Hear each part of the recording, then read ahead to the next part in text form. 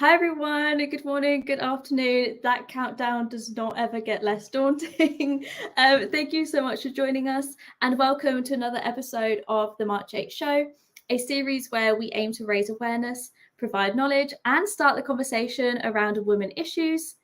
And of course, today's discussion is all about career progression, all things business, how to succeed, as well as make the most out of International Women's Day, which is fast approaching. So please join us for the next 30 minutes where we talk everything, including how to grow your network, how to navigate your next career move, and how to make the most out of the special day, International Women's Day, of course. We aim for today's chat to be an educational and positive session. So please feel free to write comments and messages in the chat. Let us know where you're tuning in from. It's always exciting to see where our viewers are, joining us from around the world. So we'll give you a shout out and say hello back. And yeah, I'm really excited for today's discussion. We have a special guest joining us in just a little while as well. So before we begin, we actually have a poll. As you know, we do a poll on every episode that we do here, just to kind of get a little bit of engagement, because that's really what I love. So I'll pop it in the chat and it should appear on the screen just below us. Let's see if I can get it in the chat successfully, because that is going to be a feat in itself. Okay, here we go. Sorry about that. There we go. That was not as smooth as it normally is, I promise. But the poll is, and as you can see below, what is the most successful way to build your network? So we have A, attend events, B, via LinkedIn, or C, membership clubs, and then D, of course, is any other answer and comment below. So please let us know in the comments today's show or on that post how you think is the best way to build up your network and your ecosystem of connections. We look forward to seeing those answers at the end of the show. So unfortunately, before we begin, my co-host and March8's editor-in-chief won't be joining us today, so it is just me and our guest, but Sonia will be joining us in a little while. And I'd like to just give a little bit of context to today's discussion and just kind of have a little chat with you guys. So firstly, of course, it's great to be back on our LinkedIn Lives. I feel like it's been forever since we've done this. Of course, I think since our last one, we've had a slight rebrand. We've got some new colours. We've launched a January magazine. And we've obviously planned our International Women's Day virtual event that we're hosting. So it's been a really busy time for us. And of course, that non-coincidentally kind of is our 1 year anniversary, of course, March 8. So it's been a really cool time for us to reflect on all the good things that have happened in the past year, all of the amazing women that we've worked with and had featured in our magazine. So it's just an all-round really good time for us when it gets to this kind of start of the year. So I'm actually going to jump into an ad break now. We're just going to show a video of Lucy kind of hosting and presenting the editor's letter, which is from our January edition of our magazine. And it just gives you a little bit of an insight to the topics that we discuss, what we cover, and it's all about human connections. So take a look, and if you want to read the magazine, head over to march8.com, and I'll see you guys in a couple of minutes.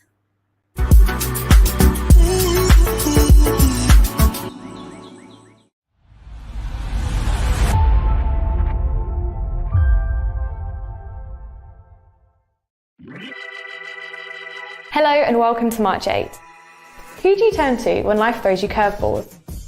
Maybe you've been struggling with your finances, or you've just come out as a member of the LGBTQIA+ community, or you've been diagnosed with a life-threatening illness. Unfortunately, we're all likely to experience these obstacles, or similar ones, at some point in our careers. But hopefully we all have a supportive network of friends and family to help us through. Through this issue, we looked at the importance of these connections, and to do so, we spoke to exceptional women who shared their stories of triumph, hardship, and success. Microsoft's Priyanka Gangshetty talks us through her emotional career as she overcame family illness, debt, and mental health challenges. And Bobby Pickard, founder of Trans in the City, shares her mission to create a supportive network for transgender people. We also speak to Lauren Marl, who was diagnosed with an aggressive form of leukemia, which caused her skin to become sore and sensitive. Her sister, Sarah, therefore created serums to ease her post-cancer skin. Now, the pair are co-founders of By Sarah London and This Issue's Rising Stars. Although each woman has experienced different challenges, they're all united by the same themes of connection, kindness, and support. As always, stay in touch and enjoy the issue.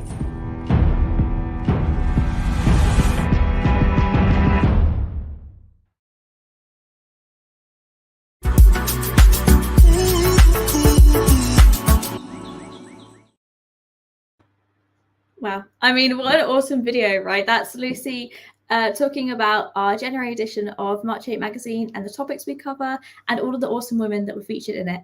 And I think that's just a good kind of buffer and a bit of excitement for today's conversation, which is, of course, all about growing your network. And I want to talk a little bit about why that's so important. As someone who works in marketing, I think that growing your network kind of goes hand in hand with building your personal brand as well. It's all about creating an ecosystem of people that you can turn to for advice, that you can create content with, and equally support and celebrate. That's like one of my favorite things about social media and the magazine content that we do is it's all very empowering and celebratory. And I think that's something that should be done more often. And alongside this, kind of having your personal brand is all about showing up and being there for other people as well. So what can you offer to other people? What is your kind of grab? And why should people be in your circle are questions that you should start thinking about if you want to start growing and building your network. I'm kind of a firm believer that whatever you put out into the world is what you bring in. So if you put out good energy and kindness, you will in turn get that back to you. And I think that's what network and community is all about, is like-mindedness. It's about valued and shared passion. It's about that Venn diagram of your shared interests that you have with people. What is your overlap? Does that make it your way in to start a conversation with someone? Does that make it your way in to find new partners and new people to work with? I think these are just kind of questions that if you're looking to build yourself, your brand, whether you are your brand or whether you have a company, these are just questions that you can start thinking about. What is your niche? What can you provide to people? And how can you kind of build content based around that? I think is a really important place to start. So that's kind of my spiel about it. I just am now excited that we get to have an expert in on the topic. So I'm going to introduce our special guest today, Sonia. She is the head of enterprise procurement, outsourcing and third-party risk management at Home Capital Group.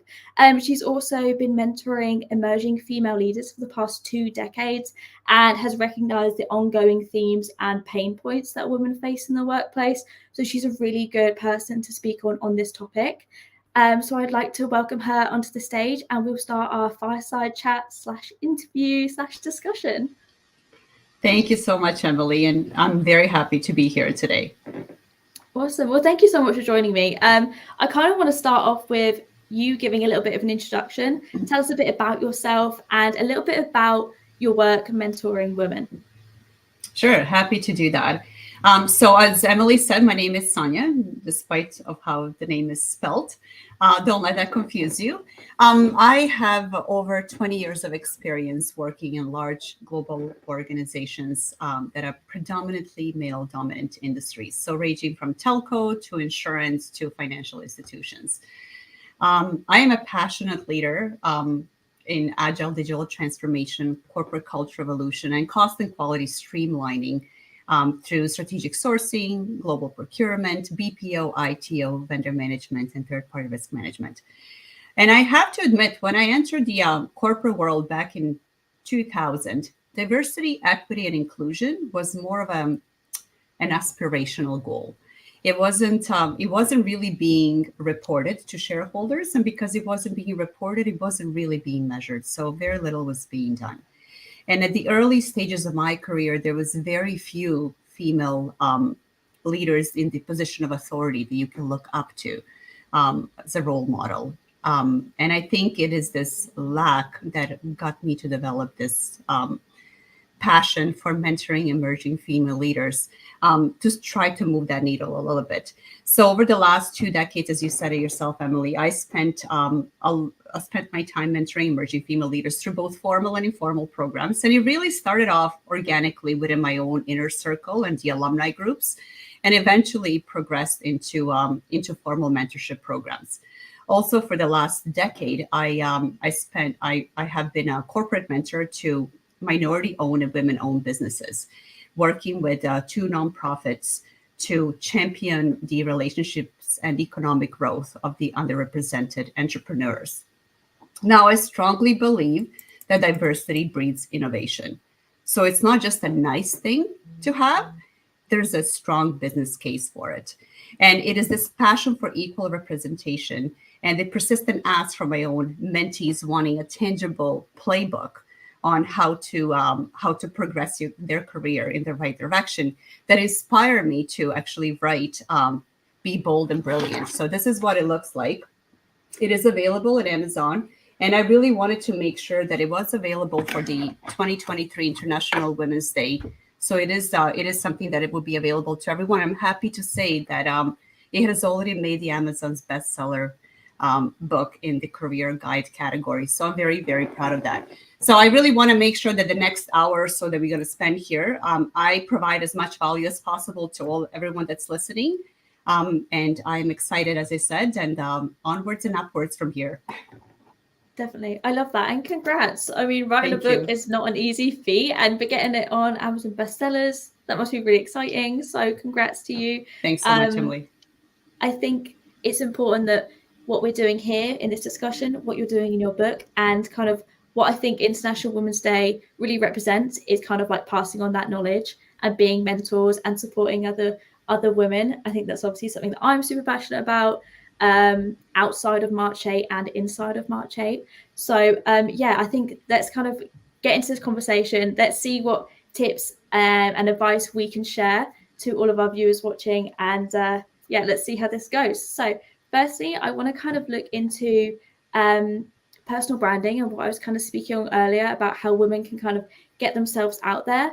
What are your top tips for women who really want to kind of be at the forefront of their industry and out of these sort of discussions? Yeah, so I think you kind of alluded to it. You are your brand. And it really starts with having a goal as to what you want your brand to be like. And when I say have a goal, I'm not talking about, hey, I want to fit into my bikini before summer. Like, I'm talking about the ultimate BHAG, big, hairy, audacious goal, and what you want to achieve, in your life. And once you kind of get that nailed down, you really got to believe that you can achieve that goal. What you visualize, you will actualize. So my biggest advice is to start off by having the BHAG, your big, hairy, audacious goal, and then create a vision board with the actual pictures of what it is that you're trying to achieve, backed up by the concrete action plan and the dates by which you want to achieve all of those things. And you got to hold yourself accountable to that action plan. And if the action plan doesn't work, it's not a big deal. Pivot, change the plan, but don't change the goal. Now, remember that action grows where energy flows.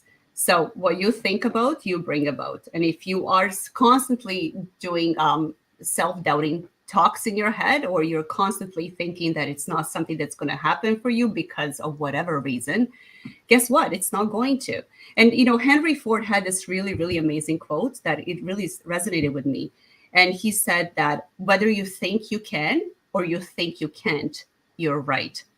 So once you have that vision board with your BHAG on it, put it somewhere where you will see it every day for at least several times a day to make sure that it keeps you focused. It keeps the eyes on the prize. And it really deters you from getting distracted from everything else that has nothing to do with your goal. Because let's face it, the world is full of distractions these days. Um, Live your life knowing that you're on your way to achieving that goal, because you're holding yourself accountable to your action plan. And have faith that everything will work out the way that you intended it to, even if it doesn't take the same amount of time or the trajectory that you have originally envisioned in your head. Now, as for the brand, as I said, I mean, you said it, and I'm agreeing with you. You are your brand. Brand is something that people say about you when you're not in the room. And I think it really comes back to the basics. You need to be a decent human being with integrity, good etiquette, and authenticity.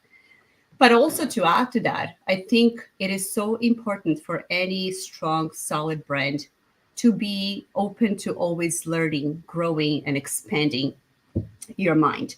Um, because you simply don't know what you don't know. And thinking that you're a know-it-all, first of all, label you in a very not so good way. But it's just that what it does, it will lead you to complacency. And to me, complacency is a very dirty word, because it is such a dangerous attitude to have, and it's a very first sign of becoming irrelevant. Now, Porter Gale had this amazing quote, and and everyone that knows me has heard me talk about this a million times. Your network is your net worth. And I'll repeat that. Your network is your net worth. So I think, Emily, you alluded to it at the beginning. Having a strong network of meaningful connections, it is so important, not just for a brand, but for the overall development of personal and professional development. Um, Always. So I think LinkedIn, like I know you had that poll, and I think you should have had one of the answers as all of the above. But I'll stick with the LinkedIn one, only because I think LinkedIn is amazing. And by the way, I'm not sponsored by LinkedIn. I just really believe in the product. And I had LinkedIn since its inception back in 2002. And I don't know what people did prior to LinkedIn.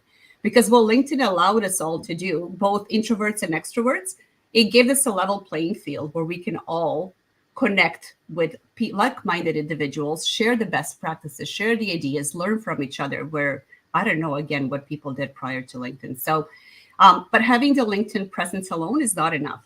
You need to always ensure that you're providing value to your network. And if you constantly strive to provide value, your network will reciprocate. So get out there, just start putting yourself out there, start contributing to the conversations, engage with people. I mean, you have no excuse. You do have a protection of the screen between you and that individual. So if you're an extrovert, if you're an introvert, that really, it's not an excuse anymore, because LinkedIn is it is a super tool that I think everyone should really take advantage of. And speaking of LinkedIn, one thing that's very, very important for the brand is to be very cognizant of your social media. So not just LinkedIn, but all of your social media. And while you can control what you post, and you really should control that, you really don't have a way of controlling what others post that might tag you or include you. And this includes, pictures from high school parties, as an FYI. So I think it's important that for anyone that wants to stay in the control of their narrative, like, do a search on yourself every once in a while. Get into a habit of looking up your name and see what comes up. Because I'll tell you that anyone that you're trying to impress, whether it's on a professional or on a personal level, are doing the same thing. So if you get into a habit of doing that every so often, you kind of you will have a better grasp of how to control the narrative by your brand, but also to do some damage control if someone posts a high school picture that you're not particularly proud of. Yeah, and I think the very last thing that I want to point out, and I'm only doing this because I think over the years it has become a little bit more socially acceptable to be an oversharer, especially about the topics that were off limits only a few years ago. And I just my biggest advice is to distance yourself from any office politics, drama, gossip, whatever. Like, that is all stuff that was very entertaining in high school and should probably stay in that era.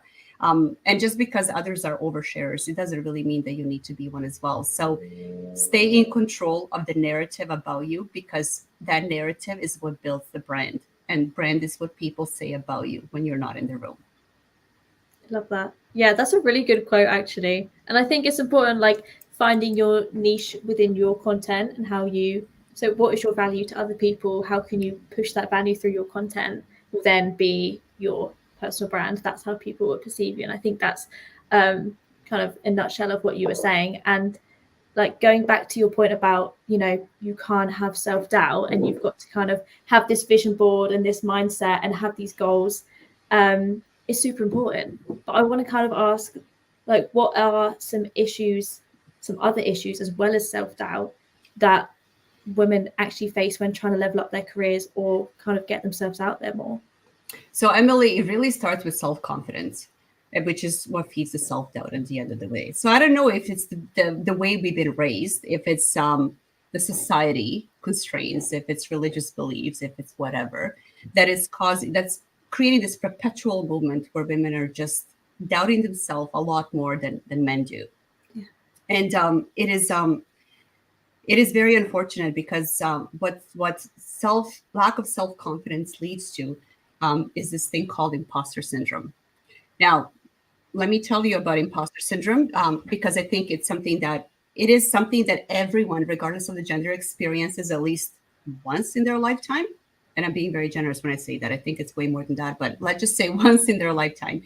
And it is a psychological phenomenon where you basically believe that somehow you faked your way into a position, role, situation that you're in. And you're now living in this constant fear that at any given time, someone is going to figure it out and expose you as being an imposter. Now, as I said, it does affect everyone, but I think women are a lot more prone to it because of that lack of self-confidence that we talked about at the beginning. That's kind of ingrained in our DNA. And I also think what's interesting is that imposter syndrome, it's more prominent in overachievers, which is kind of cute because it's also validating overachievers as being overachievers. So I think you should take that as a positive. But at the end of the day, what imposter syndrome is, it is a real feeling, but it's a fake reality. It has nothing to do with what's actually happening in the real world. It's all in your head. So kind of understanding that it is a real feeling, but a fake reality, and that it affects everybody, should alleviate some of that anxiety that you might be feeling about experiencing it yourself. Because if you don't suppress it, if you don't understand it and kind of push past it, what it does do, it pushes you into this submissive role. And there's a whole bunch of argument out there about nature versus nurture. And there's a lot of people that are arguing that women are just naturally more submissive. And I don't buy into that at all, because I think it's very dangerous to confuse femininity with submissiveness. I think that people will assume the submissive role when they feel that somebody else is smarter or better than them. So it goes back to the lack of self-confidence that we talked about.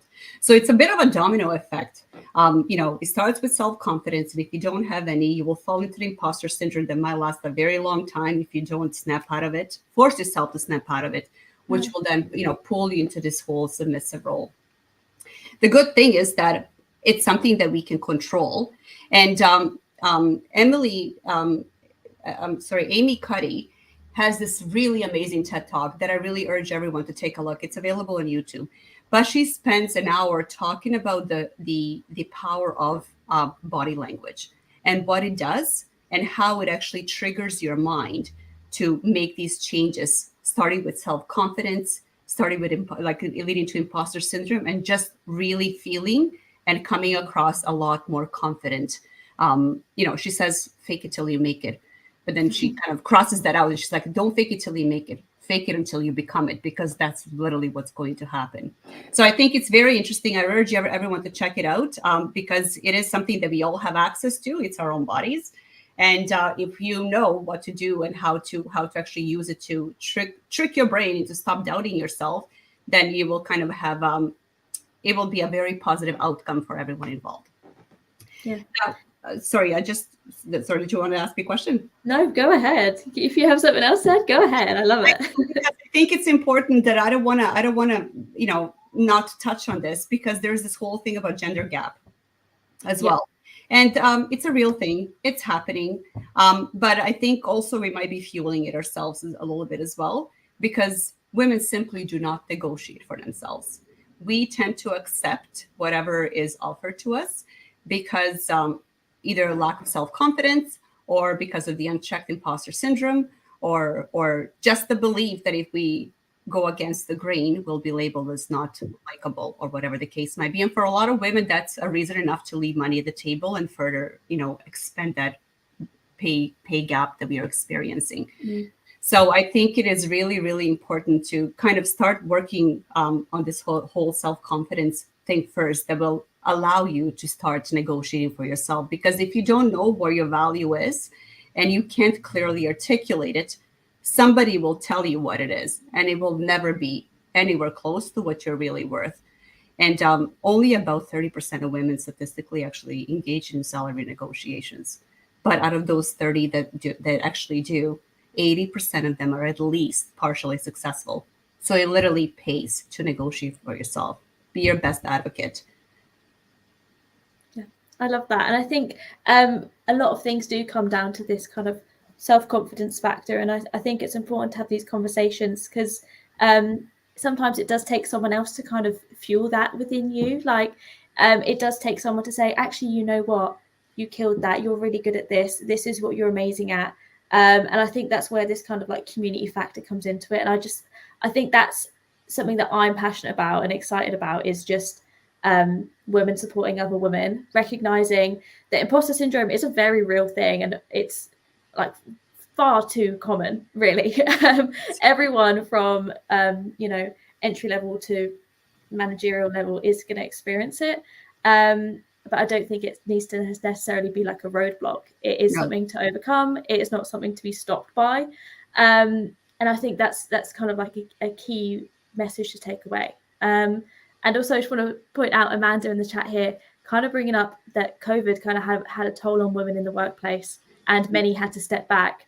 And I mean, that was a really hard time for everyone. And there was a lot of things that came out of COVID which kind of affected women. And that was I can't believe that it kind of was 2 years ago, and it's kind of like gone and had its time. It's like here in the UK now, it's been and gone, but the effects still very much impact us. Like I work from home now, wouldn't have been able to do that before.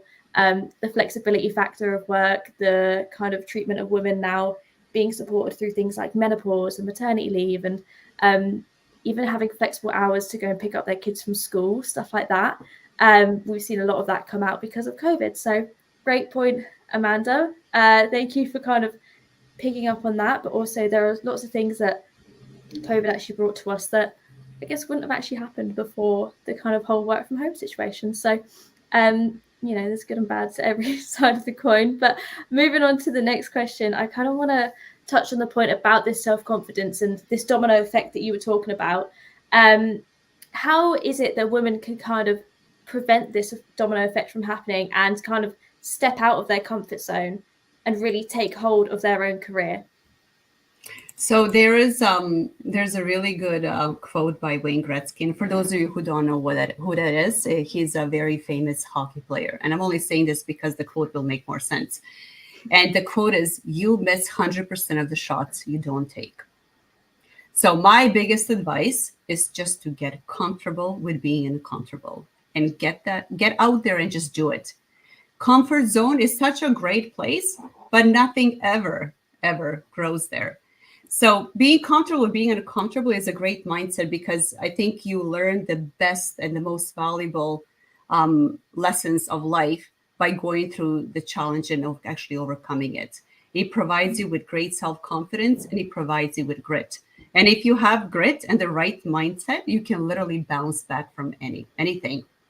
So step out of the comfort zone and ask for what you want. Now, whether it's work-related or personal level, whatever the case might be, just ask for what you want. Because if you don't ask, the answer will always be no.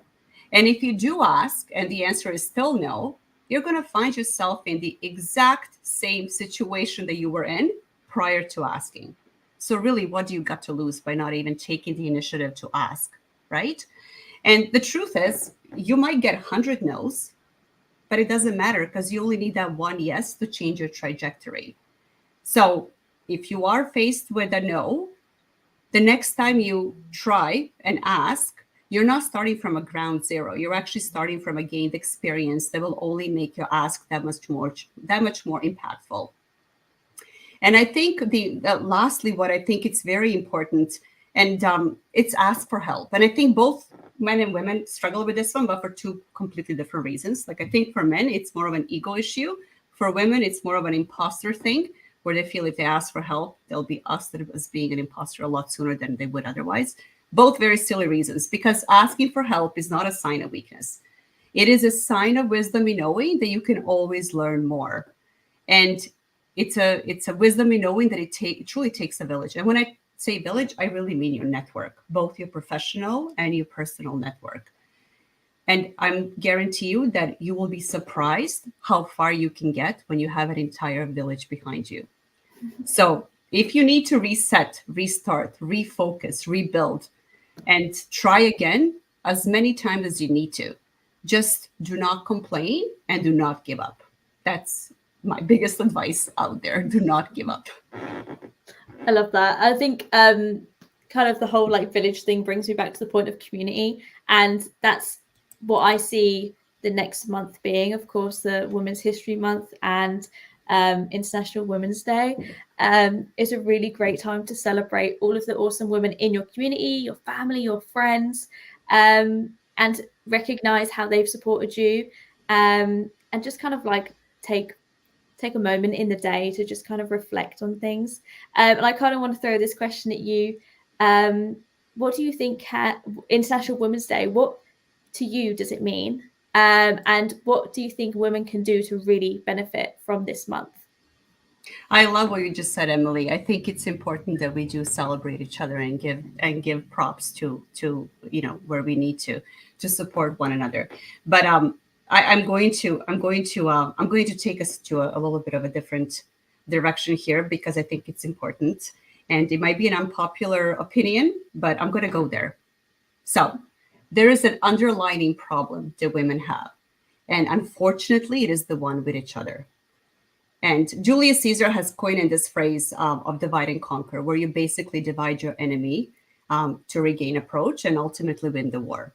The problem is that in addition to all of the inequalities that are imposed on us, women have been doing this to themselves as well. So I think it's time that we kind of recognize that and take accountability for it, because we cannot deny that sometimes some of us will let our competitive nature slip in a way of a sarcastic comment or a cutting or uncalled for comment, or even worse, a catty action that will prohibit another woman's success.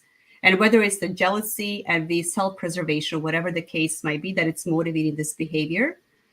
The thing is, with friends like these, who needs enemies? So I think that what I would hope that women do starting this month and every month going forward is to realize that there is enough success, wealth, respect, prosperity, and abundance for everybody in this world. And no one needs to be gatekeeping it from anybody. There are many women trailblazers that have paved the way for our future generations to thrive. And I personally am forever grateful to these powerhouses whose legacy of bravery and strength has really changed the outcomes of our future. They became the role models they never had, but they never intended for their success to be used to hinder another woman's success. So whether you believe in karma or paying it forward or whatever the case might be, the world needs more kindness, love, compassion, and unity. And when you help others, your life starts to have a meaning. That's why we have that phrase, we rise by lifting others. And it truly is, there's a lot of truth in saying that it's better to give than it is to receive. And I really hope that, starting now and every day after this, we live this truth every day and we learn from our trailblazers. So I do have a call for action. Like, let's start today. Lend a helping hand, offer support, encouragement, give a shout out to any woman out there that, that would benefit from it. We women already have a voice thanks to our trailblazers, but we do need each other to amplify that voice, remembering that a success of one woman is a precedent for success of all women. So that's my hope for March 2023 and every day after that. I love that. Yeah, I think it's important, isn't it? I know we have a special day to kind of empower each other, but it really is a daily activity that can be done and should be done. I think if you want to take actions into your own hand, giving someone in your network a shout out is a really great example of just how to spread the love. And there are so many things you can do as well, like do your research, attend events. For example, March 8 have an event coming up if you want to check it out. Kind of just get involved in the conversation, be part of the community, and at the same time build your network and feel empowered. I truly believe that's what the day is all about. So if anyone out there doesn't have any plans for International Women's Day, please head over to our website. We have an event that's going on that really, the value proposition is to feel empowered, to learn. Oh, there we go. Look, there's a link down there. And just like connect with each other. And I think that's truly what I believe it's all about. But anyway, to wrap up today's conversation, I want to ask you, Sonia, if you can just talk a bit about your upcoming book. I think that kind of represents a lot of the conversation that we've had here today. And it's a really great chance for an amazing female leader like yourself to share your knowledge. And I truly am passionate about that. So feel free, go ahead now. Tell us a little bit about your book and why should people be purchasing it? Thank you so much, Emily. So again, the Be Bold and Brilliant, this is what it looks like with me on the cover because I'm being bold. It is available on Amazon. It is, and as I said, I intended it really to make it available to everyone. Also, it's free if you have Kindle Unlimited. So it's intended to really empower the readers by giving you the raw, honest, unfiltered truth about where we are lacking, but also the stuff that you can do to actually overcome those hurdles and take charge of your career and your life. The ultimate goal of the book really is, keep in mind, I spent the last 20 years mentoring women. So it's through that passion of mine, but also my own lived experience, that there is a lot of stuff that I picked up on that is a consistent theme that is simply now going better year over year. So hopefully that this will all be, this is all something that I can address in a concrete way in the book. But the ultimate guide of the ultimate reason for the book is to reach the greatest number of mentees in the shortest period of time for the biggest impact on McKinsey Women in Workplace 2022 report. Now, if you haven't seen it, you can search it up, but I'll tell you the summary of it is that despite of the modest progress that has been made, women are still dramatically underrepresented in the leadership roles. And I think, was it Amanda or someone in the chat that made a comment about COVID and the response to COVID? That really did impact women in the workforce as well, because a lot of us have pulled out of the workforce for whatever reasons. And I think childcare is probably the main one, but also the closure of different industries that have been impacted by the pandemic. So that's kind of the whole reason behind it, why I wanted to do this, and why I wanted to have a tangible product that people can use to enhance their career and how to go about doing it. So I am putting it out there for everyone that's listening, whether now live or later on demand. If you are interested, and if you read the book, and if you're interested to connect with me one-on-one, I am more than happy to do that. I am available on LinkedIn, and we can talk about whether it's something that you read in the book or it's something else completely different that you want a sounding board for. I am all up for it. What I really want is that for this event and everything that we are talking about here, to trigger some positivity in these uncertain times that we are living in. So I urge everyone to use the power of your social media to share this webinar with everyone else. Because if what you share inspires at least one other woman and she does the same, we will soon have that chain reaction of powerful women creating the change that we all want to see. Yeah, I love that. And I think it's about passing it on, isn't it, really? It's Yes. about passing on that torch of knowledge and passion. And I think there is a quote somewhere that I don't know correctly, but if you change one person's day, if you make an impact on one person's day out of 1,000, then that's worth it. It's something 100%. along the lines of that. 100%. But yeah, I think that kind of wraps up today's session and today's interview with you, Sonia. I mean, thank you so much for joining us. It's been a great conversation, and I think a really important one to have and to keep having. We could do this any day of the month, any month of the year, and it's still going to be a relevant conversation to have. So I just want to extend a huge thank you for joining us. And like Sonia said, you can connect with either of us. She is happy to kind of share her knowledge on, and obviously go check out her book. And thank you. This has been a really insightful conversation. So we appreciate you joining us. Thank you, Sonia. Thank you so much, Emily. Thanks, everyone.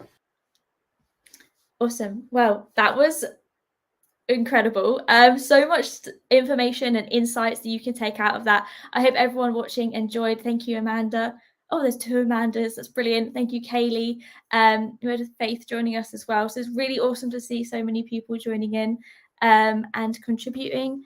And I mean, I think, like I said just now, this is a really topical conversation and something that we could talk about quite often. The themes of imposter syndrome, the gender gap within the workforce, females in leadership roles. Amanda made a great point about COVID. What are the positive and negative outcomes of that? There are just so many holes that we can kind of dive into, and we hope that today's conversation kind of helped cover those and discuss those. We've also got content on March8.com, which is basically all about what we've spoken about today and more. So please head over. Please, follow us, connect with us, and we have an event coming up on International Women's Day, of course, as well. So, which I'll be hosting. So I would love to see you all there. Thank you so much for joining us, everyone. Have a great rest of your day, and we look forward to seeing you on International Women's Day. So bye now.